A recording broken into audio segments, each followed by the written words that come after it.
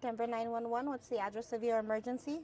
At Denver's 911 call center, the city is trying something new. Saying she is having a mental health issue and wants assistance.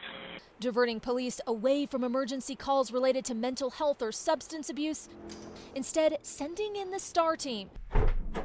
A van with a licensed social worker and a medic, dressed in plain clothes, trained to de-escalate and to help. Compassion, support, non-judgment. We're really there to listen to people and listen to what they need.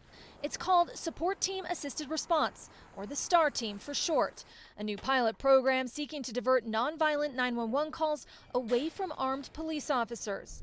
The goal to help the city resolve issues related to mental health, homelessness, poverty, and substance abuse without involving the criminal justice system. Police officers are trained in enforcing the law. You know, they go through a CIT class and they're trained to recognize and respond to behavioral health crisis, but it's not their area of focus, and this is my area of focus.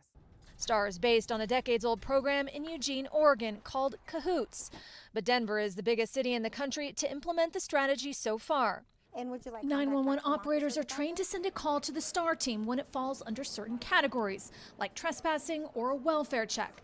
Of the million-plus 911 calls Denver receives a year, an estimated 3% will be eligible. NBC News first visited social worker Carleigh Sailon over the summer as the program got started. Now, 6 months later, a new report suggests STAR is working better than anyone could have anticipated. People call 911 for a lot of different reasons, you know, law enforcement issues, crime, they need assistance, public health calls, resource calls, and just looking at sort of who really needs to respond to those calls. During the pilot, the STAR team responded to 748 incidents, resulting in 0 arrests. 68% of the calls involved homelessness, 61% had mental health as the primary concern. The team was able to connect over 40% of those they responded to with shelters, crisis centers, or hospitals.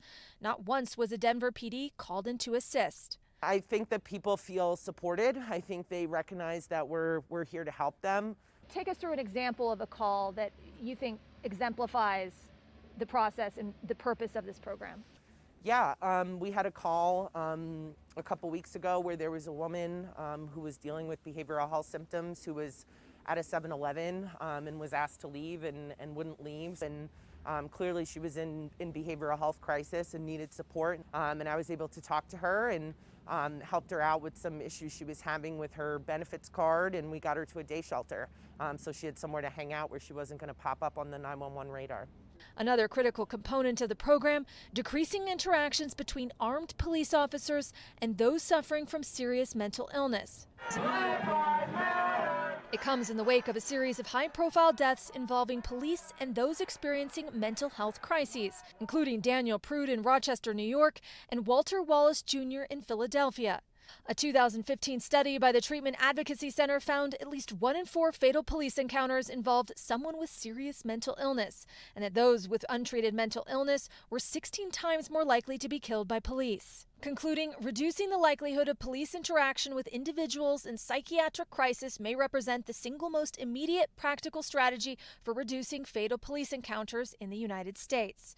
Do you believe that lives may have been saved in the last 6 months because of this program? I am aware of numerous incidences with co-responders and the STAR program where they were very volatile, and it played a pivotal role in getting the person the assistance that they need. But it is that cooperative approach that I do believe has made a significant impact and potentially has helped prevent tragedies and save lives. Denver Police Chief Paul Pezen credits a multi-layered approach, including long-term follow-ups with caseworkers to the city's success so far.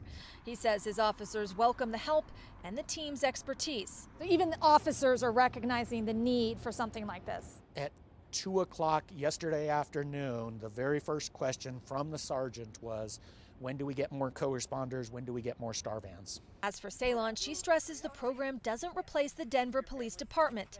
It works alongside it. It's a force multiplier for the police. They're able to focus on law enforcement issues versus these, low-level calls that come through the system. The people that we serve are provided with solutions and practical resources that day, I think it makes a lot of sense.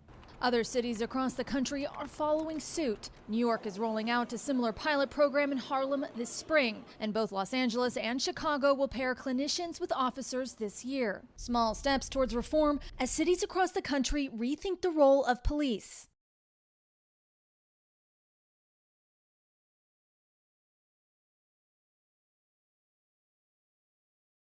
Thanks for watching our YouTube channel. Follow today's top stories and breaking news by downloading the NBC News app.